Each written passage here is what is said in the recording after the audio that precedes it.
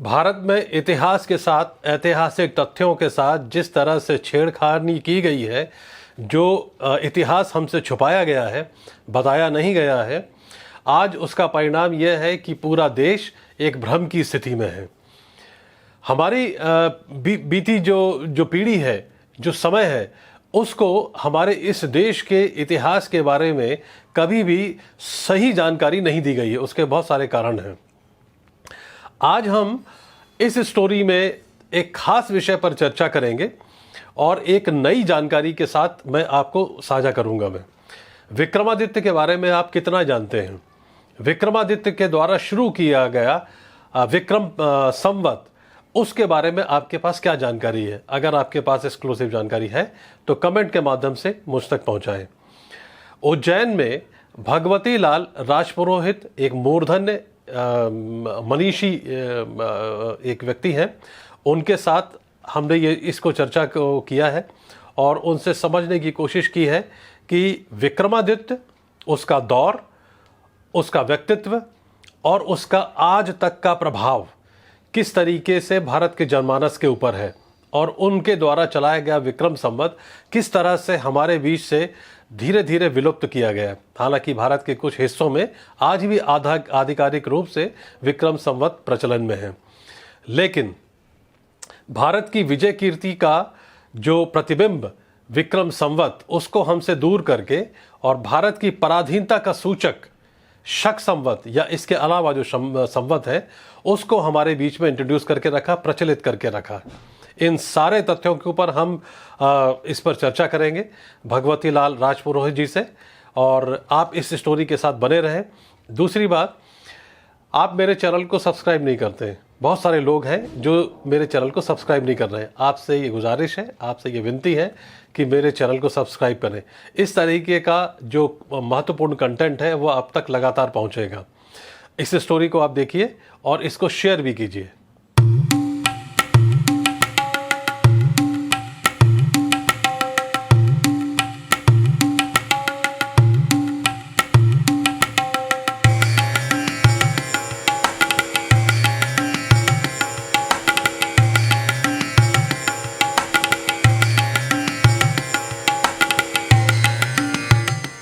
राजपुरोहित जी, हमारे दर्शकों को सम्राट विक्रमादित्य के बारे में संक्षिप्त में कुछ बताइए कि किस तरीके से थे, क्या थे?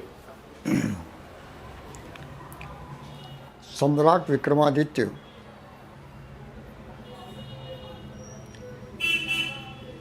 वह विक्रमादित्य है जिसने विक्रम संवत चलाया। 2079 वर्ष पहले ये संवत चला।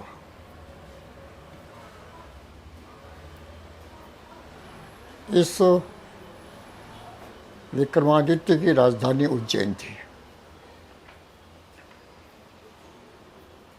यहाँ से अपने राज्य शैली के द्वारा वह प्रदेश, देश और दुनिया में प्रसिद्ध हो गया। उसका इतना प्रभामंडल व्याप्त हो गया कि उस प्रकाश के सामने दूसरे सब शासक धुंधले प्रतीत होने लगे। यही कारण है कि बाद के कई बड़े बड़े राजाओं ने विक्रम या विक्रमादित्य उपाधियां धारण की और ये करते हुए भी वो अपने आप को गौरवान्वित मानते थे।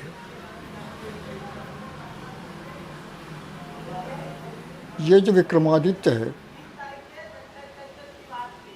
उसके बारे में मालवी में एक उक्ति है, ऊपर तो सूरज तपे, नीचे विक्रम जीत, धन धरती धन माल वो, धन राजा की रीत। तो आदित्य के समान जो सारे संसार में तप रहा है, पृथ्वी के ऊपर तप रहा है, ऐसे सार्वभौम राजा के रूप में उसकी प्रसिद्धि और मान्यता हुई। विक्रमादित्य के दौर में, उस दौर में जो राजकीय व्यवस्थाएं थी, जो राजकीय वातावरण था और जो सामाजिक परिस्थितियां थी उस दौर में, वो किस तरीके की थी? कैसे हम बताएंगे कि अगर हम समय के पन्ने को, समय के पहिए को पीछे की तरह लेकर जाए और उस दौर में लेके जाए जब विक्रमादित्य थे, तो भारत की जो उस समय की परिस्थितियां थी राजकीय और आर्थिक सामाजिक, वो किस तरीके की थी? विक्रमादित्य ईसा पूर्व पहले शताब्दी में हुआ। उससे पहले भारत पर मौर्यों का राज्य था। मौर्य बहुधा बौद्ध वातावरण के थे। कुछ ऐसे राजा भी थे, खारवेल इत्यादि, जो जैन प्रभावित थे। ये दोनों ही अवैदिक परंपराएं मानी जाती है। उससे पहले एक दीर्घकालीन परंपरा वैदिक परंपरा रही है। यथा राजा तथा प्रजा, राजा के विचारों का प्रभाव समाज के ऊपर पड़ता है। तो समाज जो है इनके प्रभाव में आकर के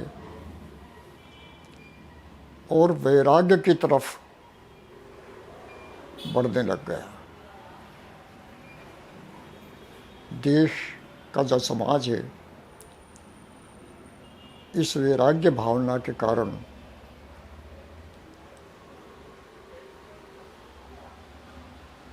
जो पारिवारिक संतुलन थे वे प्रभावित हुए।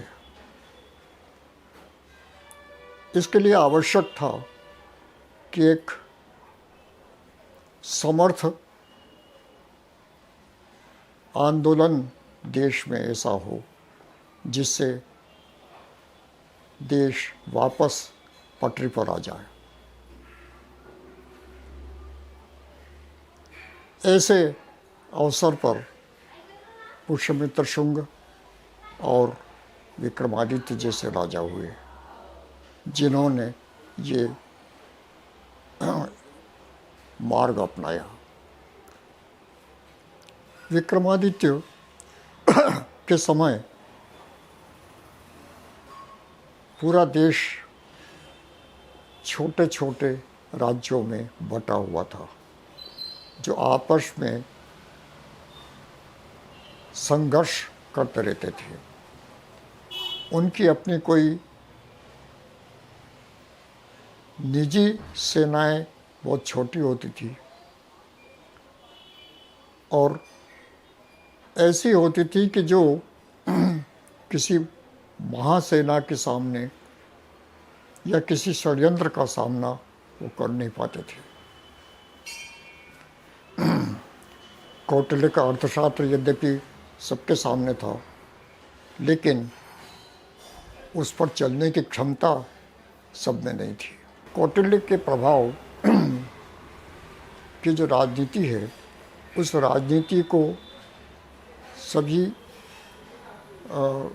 देश के जो राजनेता है या राजशक्तियाँ हैं, वो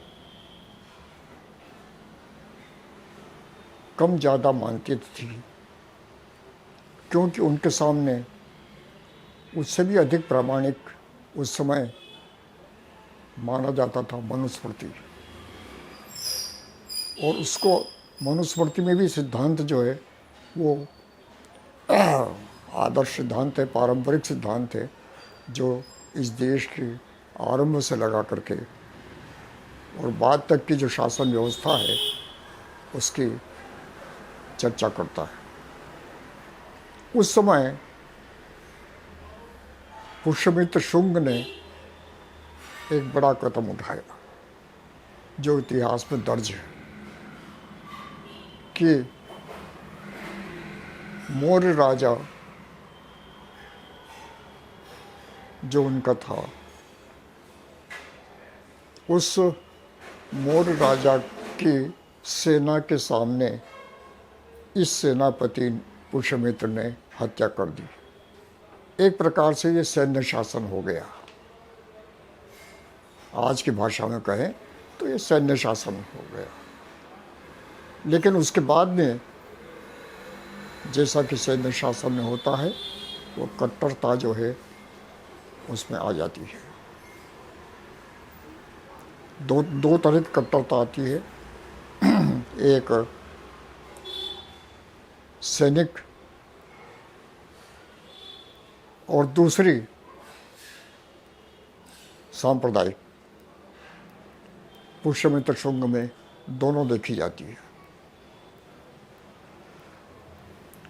उसी समय पुष्यमित्र ने जो किया, उसकी भूमिका बनाने में विक्रमादित्य का एक सहयोगी था, मूलदेव। दंडी अपनी अवंती सुंदरी कथा में कहता है कि मूलदेव ने मौर्य राज्य में आग लगा दी और फिर पुष्यमित्र ने राजा को मार डाला।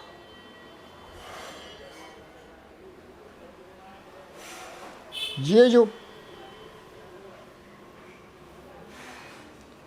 घटना है, इस घटना से प्रतीत होता है, एकदम स्पष्ट प्रतीत होता है कि मूलदेव और पुष्यमित्र समकालीन हैं। मूलदेव और विक्रमादित्य समकालीन हैं, क्योंकि उसकी बहुत कई कथाएं मिलती है मूलदेव की, तो उसके समकालीन हैं। और मूलदेव के सिक्के अयोध्या से मिले हैं, उज्जैन से मिले हैं और महेश्वर से मिले हैं। तो और अयोध्या से आज नहीं मिले हैं, सन 76 में जब उत्खनन हुआ था उस समय मिले थे। तो इतना जो समर्थ व्यक्ति था, और कहते हैं कि प्राचीन जो धूर्त लोगों की यदि परंपरा मानी जाए तो सबसे महान धूर्त के रूप में मूलदेव माना जाता है। धूर्त मतलब चतुर। आज की भाषा में कहें तो धूर्त का मतलब चतुर होता है, तो अत्यंत चतुर था। तो तात्पर्य यह कि उस मौर्य साम्राज्य को समाप्त करने में कहीं न कहीं विक्रमादित्य का भी हाथ था, मूलदेव के माध्यम से। इस मूलदेव का मित्र शश था, परम मित्र था, चतुर्भाणी में आता है। इस शश की चर्चा वरामीर ने भी की है कि वह सीमांत प्रांत का राजा होगा। वो तो ज्योतिष की बात कहता है। और सीमा के ऊपर तक्षशिला के क्षेत्र से शश के कई सिक्के मिले,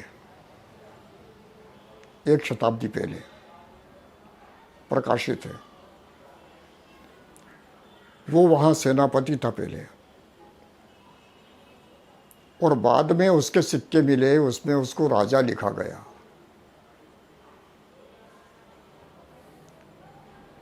मतलब वहाँ के सत्ता के ऊपर वो अधिकार कर लिया उसने।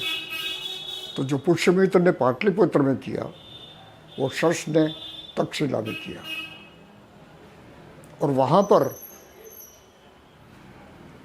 ग्रीक, पार्थियंस इत्यादि का शासन था और उनका सेनापति था वो। तो इस तरह से उस शक्ति को कमज़ोर करने की जो केंद्र बिंदु था वो उज्जैन था, विक्रमादित्य।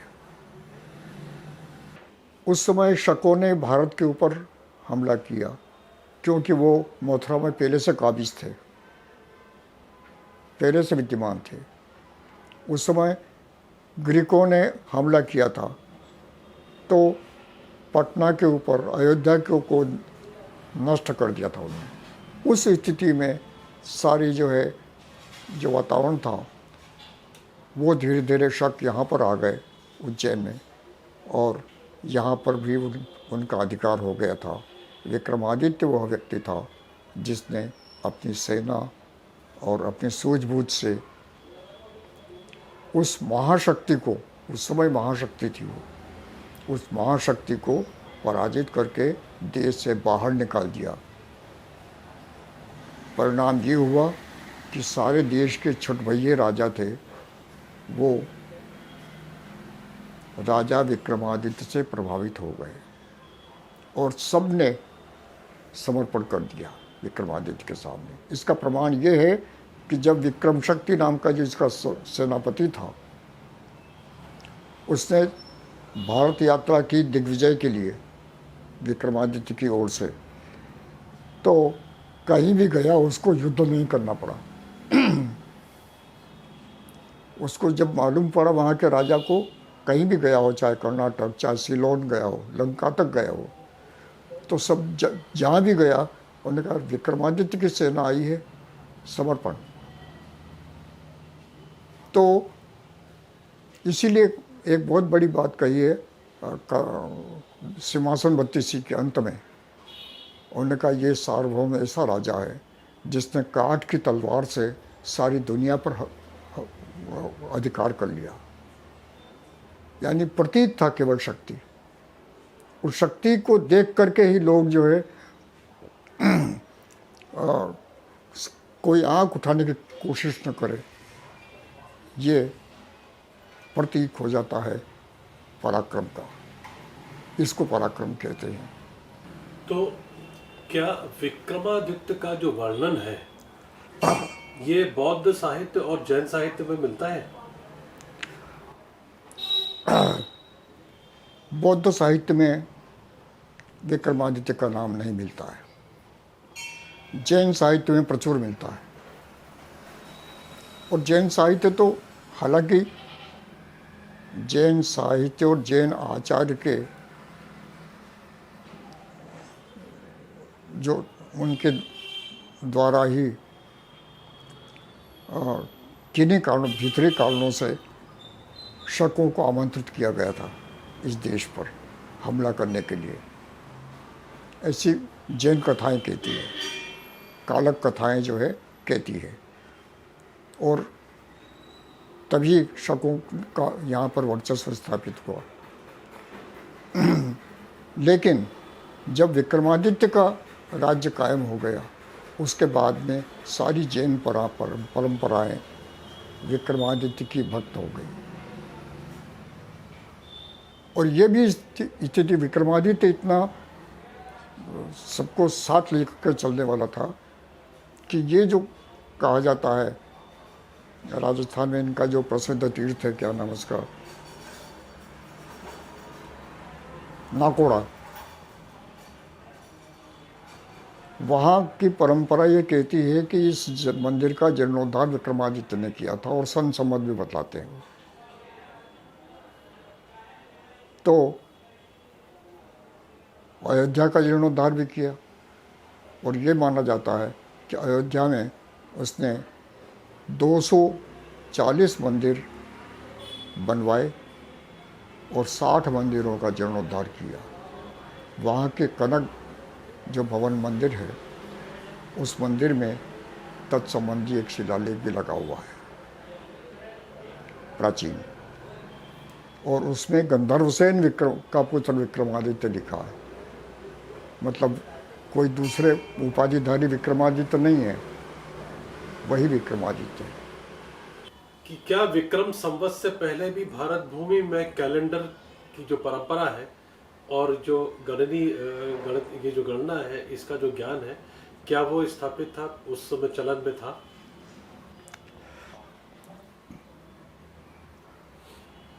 भारत में समय की गणना की जो परंपरा है वो आदिम काल से रही है, क्योंकि ऋग्वेद में उल्लेख मिलते हैं। बाद में जो वैदिक ज्योतिष है उसमें तो विधिवत सारी चीज़ें प्राप्त होती है। तो वैदिक ज्योतिष का लगध नाम के जो ऋषि थे उनकी पुस्तक प्राप्त होती है छोटी सी, तो उससे सारी चीज़ें ज्ञात होती है। तो सब, क्योंकि हमारे यहाँ काल की दो अवधारणा है। काल शब्द का ही मतलब होता है जिसका कलन हो, गिनती हो। तो बिना गिनती का तो काल होता नहीं है। पर काल में जो गिनती है उससे गिनती का जो किसकी गिनती, एक टोटल काल भी है, समग्र काल, जिसको हम महाकाल कहते हैं, उसकी गिनती नहीं है क्योंकि वह समग्र है। तो भर्तरी कहता है बहुत बढ़िया बात, कालो न यातो वयमेव याता। काल नहीं गया, हम बीत गए। काल तो वही है। जैसे हम कहते हैं कि ये रास्ता कहाँ जाता है, तो भोपाल जाता है। तो रास्ता कहाँ जा रहा, रास्ता तो स्थिर है, जाने वाले हम हैं। तो ये जो दूसरी जो पद्धति है, जो एक अनंत काल है, वो तो असीम है, उसकी गिनती नहीं होती है।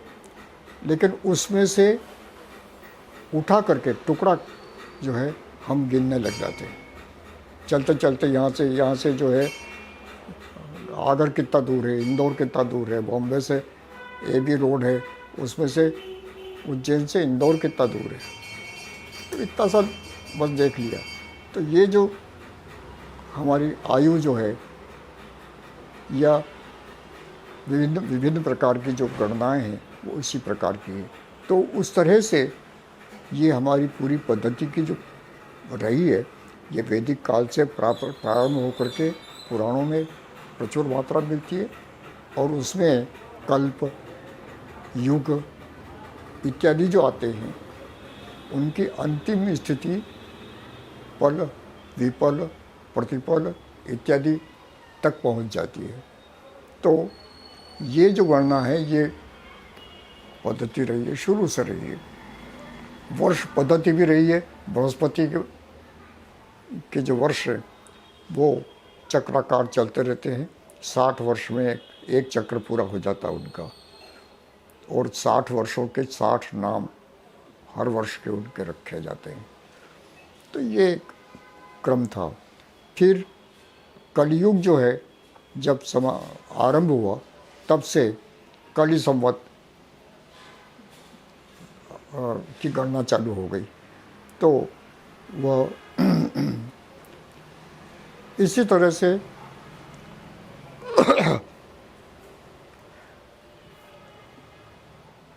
बाद में बुद्ध और महावीर हुए, तो उनके अनुयायियों ने उनकी गणना चालू कर दी। जो महावीर स्वामी के 470 वर्ष बाद विक्रम संवत चालू हुआ, महावीर स्वामी की मृत्यु के। ये जैनों के रिकॉर्ड में है सारे। इसी आधार पर महावीर स्वामी का समय निर्धारित होता है, क्योंकि 470 और 57 BC इन दोनों को जोड़ दे तो 527 ईस्वी पूर्व में महावीर स्वामी का देहांत हुआ। ये एक पद्धति है। तो ये सारी चीज़ें हैं। तो ये जो अनंत काल है, उस अनंत काल की गणना के जो विभिन्न प्रयास जो है वो लगातार होते रहे, और विक्रम संवत तक आ जाते हैं। तो विक्रम संवत ईस्वी पूर्व 57 में चालू हुआ। उसके बारे में ये कहा जाता है कि विक्रमादित्य ने विदेशी शकों पर जब विजय प्राप्त की तो उस विजय के उपलक्ष्य में, उसकी यादगार में, ये जो शासकीय महान उपलब्धि थी देश की, उसकी यादगार में ये संवत चला गया। तो इस तरह से ये जो संवत एक प्रकार से सबसे प्राचीन राष्ट्रीय संवत है। तो देश जो है, और इस बात को सारा जैन साहित्य जो है वो कहता है। बाद में पंचांगों में, ज्योतिष गणना में, शिलालेखों में, ताम्रपत्रों में,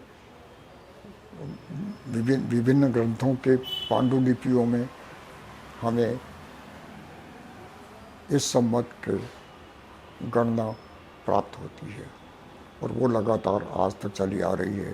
भारत के उत्तर भारत से लगा करके नेपाल और मॉरिशस तक इसकी गूंज पाई जाती है। अगला प्रश्न मैं आपसे पूछूंगा और हमारे दर्शकों को आप ये बताइए उनकी जानकारी के लिए कि विक्रम संवत, शक संवत, ईसवी सन और हिजरी सन से कितना अलग है, कितना खास है? ये जो विभिन्न संवत हैं, इनमें सबसे प्राचीन विक्रम संवत है।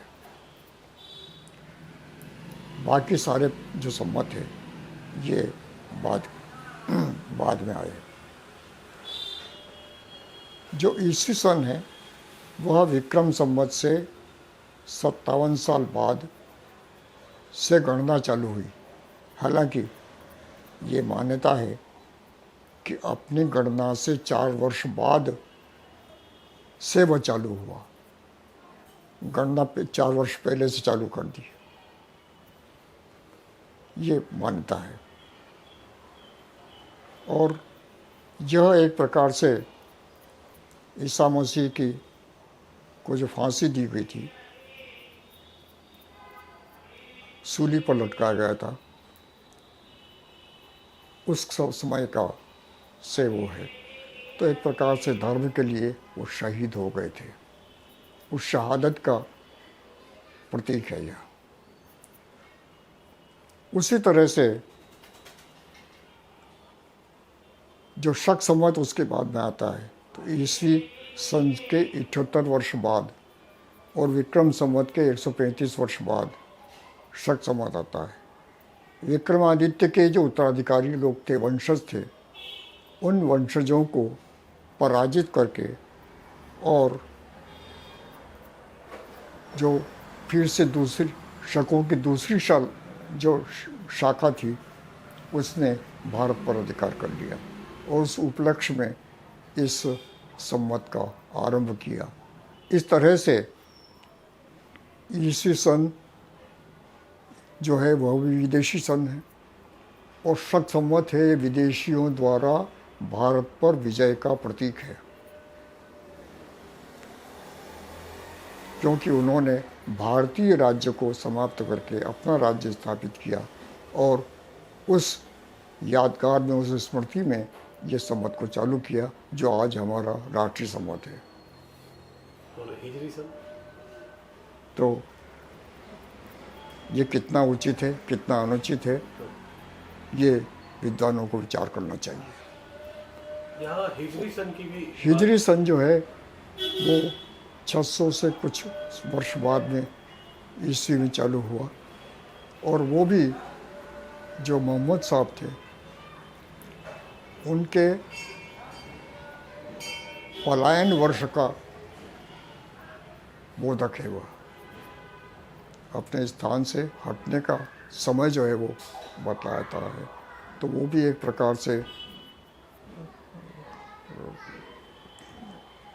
विक्रमादित्य जैसी विजय का प्रतीक वो नहीं हो सकता। 1947 तक, 1947 तक भारत में शक संवत, ईस्वी सन और हिजरी सन प्रचलित थे। है ना? 1947 के बाद देश की ऐसी क्या मजबूरी थी जिससे कि इसको जारी रखा, जबकि विक्रम संवत भारत की विजय कीर्ति का प्रतीक था?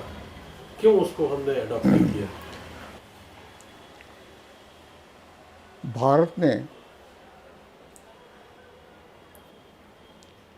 तिथि गणना और वर्ष गणना के हिसाब से शक संवत और विक्रम संवत दोनों प्रचलित थे। उत्तर भारत में विक्रम संवत लोकप्रिय ही नहीं सुप्रचलित है। जनता विक्रम संवत के हिसाब से ही नाम भी नहीं देती है, केवल संवत लिखा मतलब विक्रम संवत। तो ऐसी स्थितियाँ चाहे ताम्रपत्र हो, शिलालेख हो और पुस्तकें हों प्राचीन, उन सब में प्राप्त होती है। और दक्षिण भारत में शक संवत लोकप्रिय है। तो भारत स्वतंत्र हुआ, उसके बाद में ये प्रश्न उठा कि राष्ट्रीय कैलेंडर जो है वो बनाया जाए,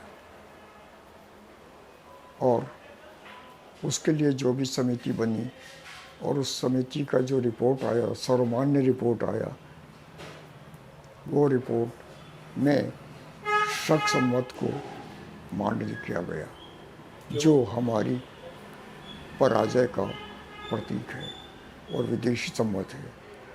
सवाल ये उठता है कि ईस्वी सन भी विदेशियों द्वारा चला गया है, शक संवत भी विदेशियों द्वारा चला गया, दोनों में क्या अंतर है? तो दोनों एक ही है। और वो जो हमारे यहाँ की जो तत्कालीन जो प्रबुद्ध समाज था, जो शासन के द्वारा